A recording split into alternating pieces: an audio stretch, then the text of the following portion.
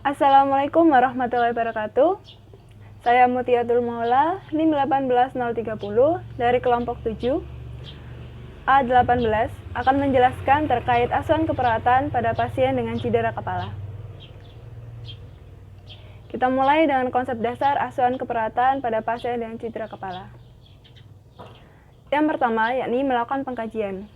Perawat melakukan pengkajian terkait identitas klien seperti biasanya, meliputi nama lengkap, jenis kelamin, usia, alamat, pendidikan, pekerjaan, agama, nomor register, tanggal masuk rumah sakit, dan juga diagnosa medis.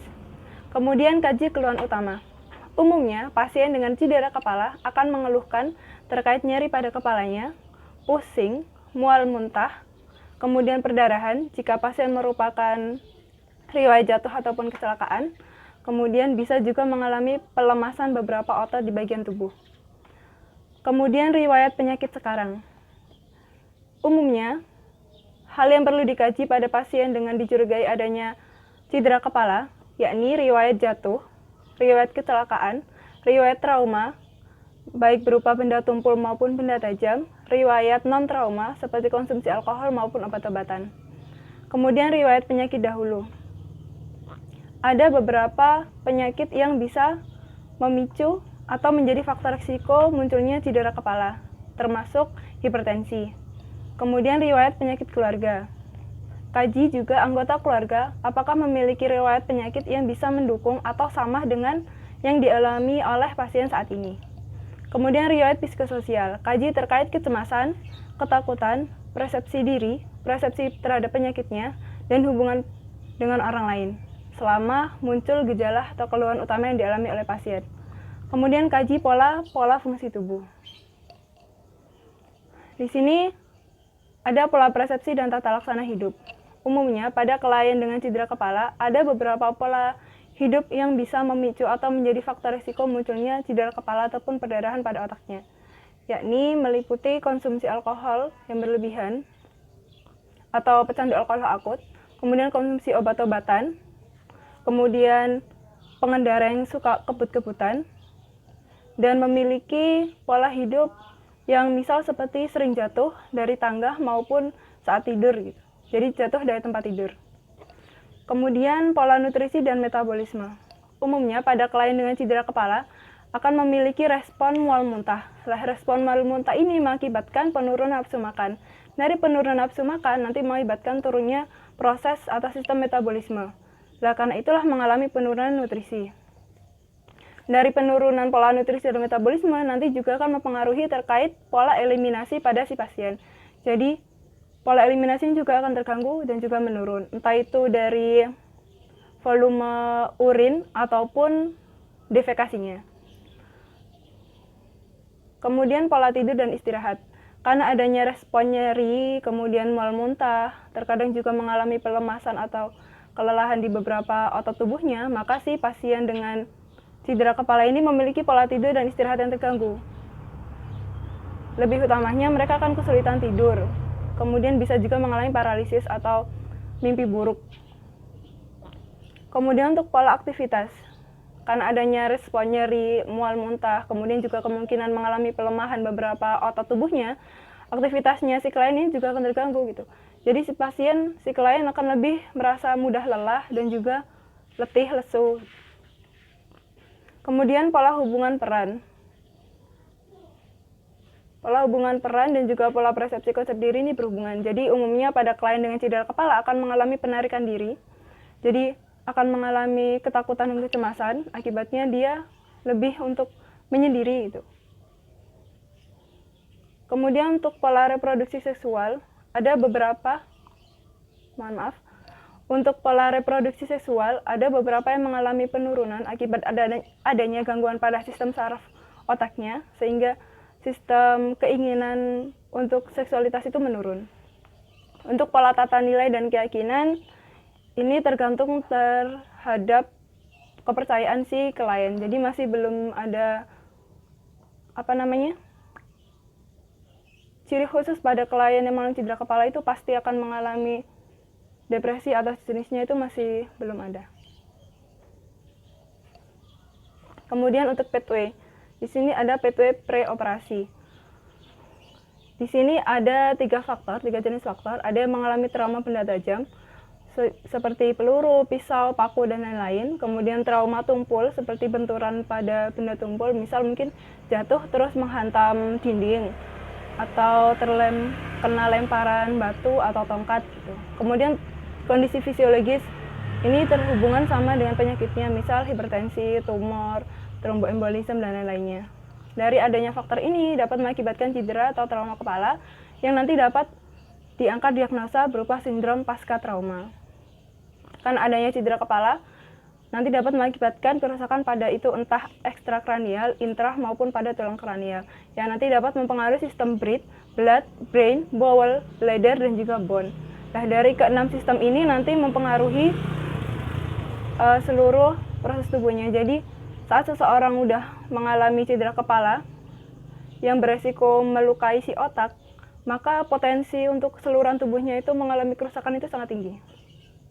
Di sini dari breath pernafasan dapat diangkat diagnosa gangguan pertukaran gas, ketidakefektifan pola nafas, dan juga konfusi akut. Untuk pada sistem blood, peredaran darah dapat mengakibatkan resiko ketidakstabilan tekanan darah, resiko ketidakefektifan perfusi jaringan otak, ketidakefektifan termoregulasi. Kemudian pada brain, otak dapat terjadi adanya ansietas, kemudian ketidakseimbangan medan energi, dan juga nyeri akut. Dari nyeri akut nanti juga bisa mengakibatkan adanya gangguan pola tidur dan hambatan rasa nyaman. Kemudian pada bowel atau pencernaan, di sini dapat diangkat diagnosa berupa mual, ketidakseimbangan nutrisi, resiko intoleransi aktivitas, disfungsi motilitas gastrointestinal. Kemudian pada bladder dapat mengakibatkan resiko ketidakseimbangan volume cairan, dan pada bone dapat mengakibatkan resiko cedera jatuh dan juga gangguan mobilitas fisik.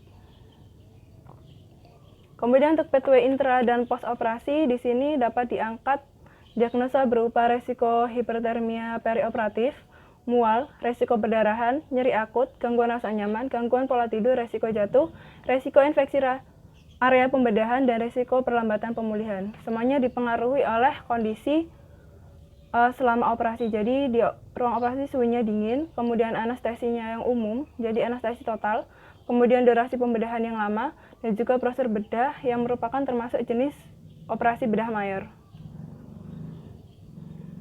Kemudian untuk pemeriksaan fisik pada klien dengan cedera kepala. Di sini untuk keadaan umumnya pasien akan mengalami penurunan kesadaran, jadi GTS-nya di bawah 15, kemudian dengan TTV yang abnormal. Kemudian kepala, klien akan mengeluhkan nyeri atau pusing pada area kepalanya, dan juga untuk keabnormalitasan baik itu bentuk, warna, maupun penampakan fisik nanti tergantung dari faktornya. Misal si klien itu merupakan korban dari kecelakaan ataupun jatuh, itu pasti akan kelihatan, entah itu ada memar, robekan, ataupun perdarahan. Kemudian pada mata, umumnya pada klien dengan cedera kepala itu pupil antara mata kanan dan kiri itu tidak asimetris. Jadi bisa yang kanan ini terlalu lebar, bisa yang kiri terlalu kecil. Kemudian bisa juga area kedua mata itu mengalami memar. Kemudian pandangannya itu akan mulai kabur. Ini berhubungan dengan kesadarannya juga. Kemudian untuk telinga, ini tergantung faktor dari penyebabnya adanya cedera kepala. Jika mengalami cedera kepala karena adanya kecelakaan maupun jatuh, ada kemungkinan akan menunjukkan kerusakan pada telinga dan juga perdarahan. Untuk bagian mulut, umumnya pada klien dengan cedera kepala, ini kan adanya efek mual muntah, maka area mulutnya itu akan kering gitu dan pucat. Terus terkait perdarahan, robekan, atau memar itu juga tergantung dari faktor penyebabnya mengalami cedera kepala. Kemudian hidung kemungkinan mengalami perdarahan jika si klien merupakan cedera kepala karena adanya trauma fisik seperti kecelakaan maupun jatuh dari tempat ketinggian. Untuk misal penyakit hipertensi ataupun karena penyakit kondisi fisiologis itu mungkin bisa mengakibatkan perdarahan. Kemudian untuk leher, umumnya pasien dengan cedera kepala pada rongga otak itu kan mengalami kekokohan leher, jadi nyeri juga pada area lehernya. Kemudian pada area dada, untuk secara penampakan fisik itu sama tergantung dengan faktor penyebab dari si klien mengalami cedera kepala. Kalau mengalami kecelakaan ataupun jatuh, itu pasti nanti akan menunjukkan tanda-tanda mungkin lebam, memar, atau sejenisnya. Namun, untuk secara fungsional itu pasti akan mengalami gangguan, entah itu karena si klien jatuh ataupun karena suatu penyakit. Klien dengan cedera kepala itu pasti akan mengalami gangguan pernafasan. Kemudian untuk area abdomen, itu secara fungsional pasien dengan cedera kepala pasti akan mengalami gangguan metabolisme. Seperti tadi mual dan muntah itu salah satu rasanya. Tapi untuk secara penampakan fisik itu juga tergantung dari faktor penyebabnya si pasien mengalami cedera kepala.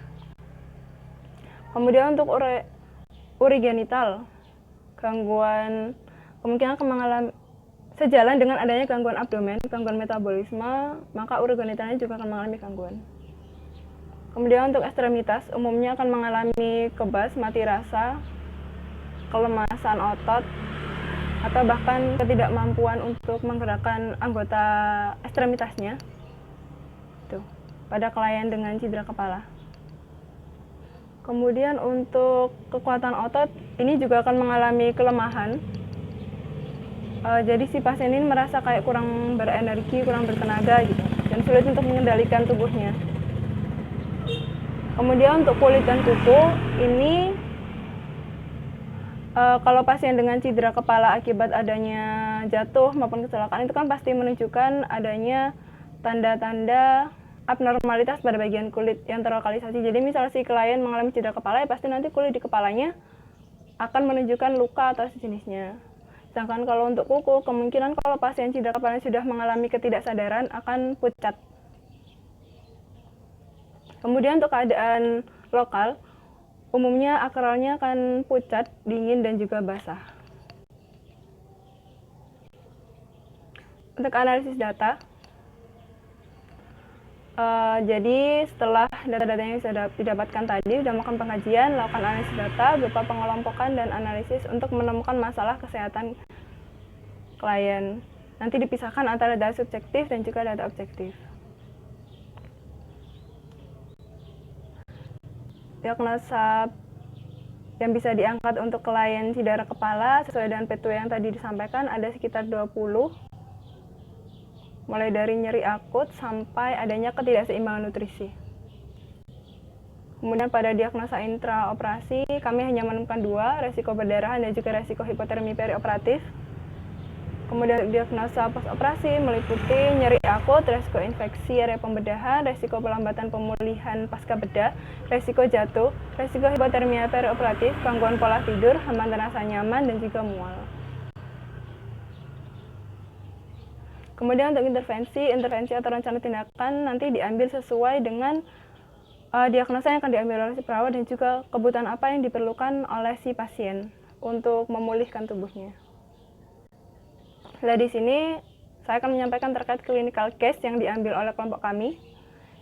Ini pasiennya mengalami subdural hematom. Kami mengambil kasus dari salah satu jurnal, British Journal of Neurosurgery, case report milik White, AMJ, dan Mayles, L, yang diterbitkan pada 2016 lalu dengan judul Spontaneous Subdural Hemorrhage from an Arachnoid Chase, a Case Report and Literature Review. Identitas klien, nama kami samarkan Tuan X dengan usia 34 tahun, jenis kelamin laki-laki, agama tidak diketahui, pendidikan tidak diketahui, alamat Polandia, nomor RAM tidak ada, pekerjaan insinyur, tanggal MRS tidak diketahui, tanggal pengkajian 01 April 2020, tepat saat kami melakukan pengkajian pada jurnal, kemudian sumber informasi berdasarkan case report. Riwayat kesehatan, diagnosa medis, klien didiagnosa mengalami kista kranial dan SDH atau subdural hemorrhage. Keluhan utama sakit kepala dan mual muntah. Riwayat penyakit sekarang, pasien mengeluhkan sakit kepala dan mual muntah yang tiba-tiba selama 4 hari berturut-turut tanpa sebab yang jelas. Kemudian riwayat penyakit dahulu, pasien menyatakan tidak memiliki riwayat penyakit sebelumnya ataupun riwayat trauma kepala. Imunisasi, tidak ada keterangan, lifestyle, tidak ada keterangan, obat-obatan yang digunakan, pasien menyatakan tidak mengkonsumsi obat tertentu dalam jangka panjang dan tidak mengkonsumsi narkoba. Riwayat penyakit keluarga, pasien menyatakan tidak ada anggota keluarga memiliki riwayat kecenderungan perdarahan. Kemudian pengkajian, di sini kami hanya mendapatkan data terkait persepsi kesehatan dan pemeliharaan kesehatan, dan juga pola kognitif, dan juga, kami hanya mendapatkan satu, mohon maaf. Untuk persepsi kesehatan dan pemeliharaan kesehatan, dalam jurnal pasien memiliki persepsi kesehatan yang baik dilihat dari kesegeraannya untuk memeriksakan diri dan mengambil keputusan untuk melakukan operasi, yakni operasi kreanotomi. Untuk yang lainnya, pola diet badan, eliminasi aktivitas dan latihan, tidur dan istirahat, kognitif dan perseptual, persepsi diri, seksualitas, peran dan hubungan, manajemen coping, stres, dan nilai keyakinan tidak ada keterangan. Kemudian untuk pemeriksaan fisik, kami di sini hanya mendapatkan data terkait keadaan umum, mata, dan juga ekstremitas. Jadi keadaan umum klien, si pasien Tuan X, dalam jurnal, kondisi pasien GCS-nya normal, 15, TTV-nya juga normal, dan pemeriksaan fisik secara umum juga normal. Tidak ada defisiensi sensori, adanya tumor dan SDH pada hemisfer kanan, dan pasien juga mengeluhkan nyeri pada kepala. Kemudian untuk mata, dalam kasus jurnal, pasien kedua pupilnya equal dan reaktif, jadi kedua pupil matanya simetris dan juga reaktif terhadap cahaya.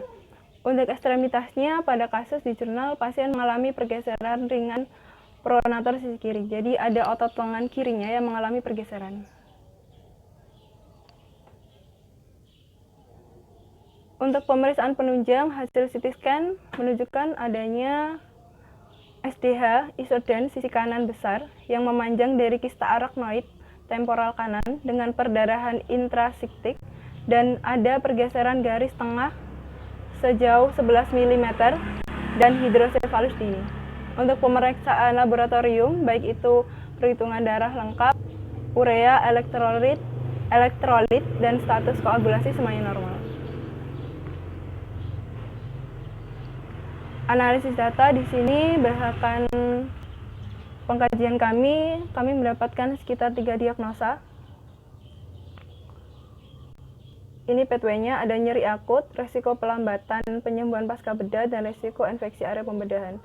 Jadi dimulai dari adanya trauma kepala, lapisan subdural yang robek, perdarahan subdural, tekanan pada ruang subdural meningkat, sakit kepala 4 hari, menyebabkan nyeri akut, pembedahan kraniotomi, menyebabkan resiko pelambatan penyembuhan pasca bedah, resiko infeksi area pembedahan.